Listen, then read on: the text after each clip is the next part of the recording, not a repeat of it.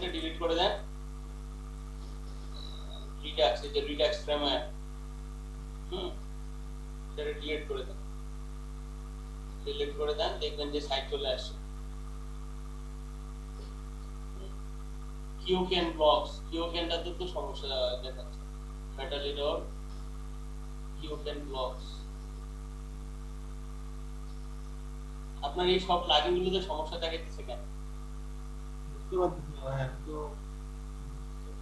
মানে সব বিষয়ে খুব বেশি বুঝতেও পারতেছি না, অনেক অনেক কথা দেখতেছি সার্ভারে লাইভ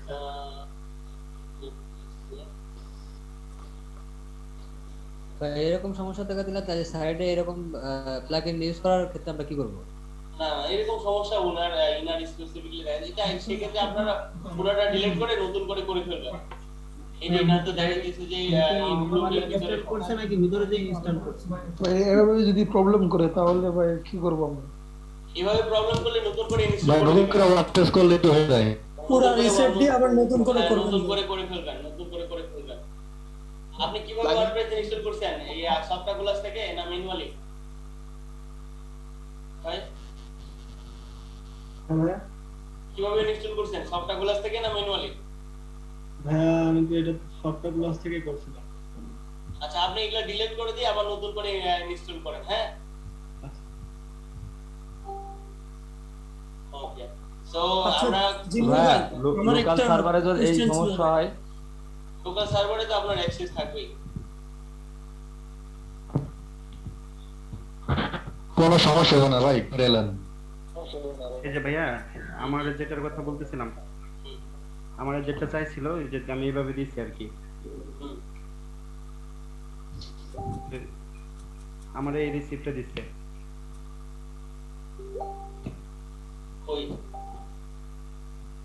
হ্যাঁ ঠিক আছে, এই রিসিপ্টটা ওপেন করেন দেখি।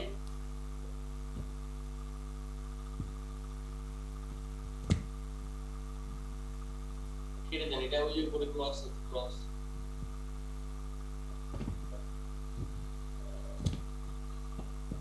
দেখি। ইউজার নেমটা তো মানে আমারটা দেয় নাই, এটা অন্য একটা ইউজার নাম দিয়ে রাখছে।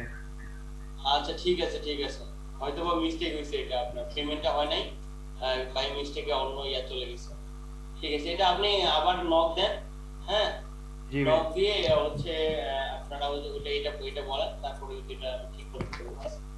আচ্ছা ঠিক আছে, ওকে, সো এই প্রবলেম সলভ হইছে। এখন আমরা কাজের কথায় আসি, বুঝছেন? আচ্ছা ঠিক আছে, তো কেমন চলতেছে ক্লাস বা কেমন লাগতেছে বলেন তো? ভালো ভাই, অনেক ভালো লাগছে। এটা কেটে দিবেন, এই যে এখন কি আছে, খালি ইউ কিউব আছে, এস এস লাগাবেন, দুইটা এস এস দিবেন, এন্টার দিবেন, হ্যাঁ দুইটা এস দিবেন, দুইটা এস। দেখেন আমি কিভাবে করছি। আচ্ছা এইভাবে না, যেটা হইতেছে যে লিংকটা আগে কপি করবেন, কপি করে একটা এন্টার দিবেন, এন্টার করে লিংকটা বড় হয়ে যাবে, দেখবেন এই বড় লিংকটাতে যেটা করবেন সেটা হইতেছে এইভাবে লিংকটাতে ক্লিক করবেন, ক্লিক করে এই যে এখানে ইউটিউবের সামনে ডটের আগে মানে ডটের পরে ইউটিউবের সামনে দুইটা এস দিবেন, দিয়ে এন্টার দিবেন, হ্যাঁ এই যে ডাইরেক্ট এখানে চলে আসবে, এই যে ভিডিওটা ডাউনলোড অপশন চলে আসবে, পরে এই যে ডাউনলোড দিবেন এখানে, এটা একটু কেটে দিবেন, অ্যাডমিন কিছু শো করতে পারে, হ্যাঁ তারপরে দেখবেন আরেক এই যে দেখেন ডাউনলোড চলে আসছে, এটা দেখছেন এখানে দিলে এই যে ডাউনলোড শুরু হয়ে গেল, বুঝছেন তো?